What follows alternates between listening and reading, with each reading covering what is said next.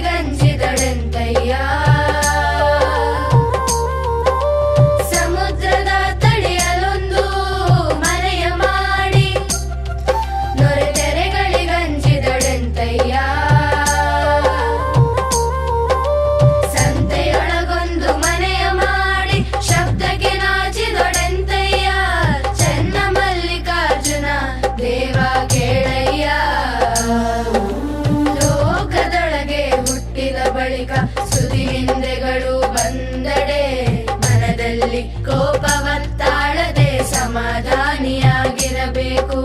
ಮನದಲ್ಲಿ ಕೋಪವತ್ತಾಳದೆ ಸಮಾಧಾನಿಯಾಗಿರಬೇಕು. ಸಮಾಧಾನಿಯಾಗಿರಬೇಕು. ಸಮಾಧಾನಿಯಾಗಿರಬೇಕು.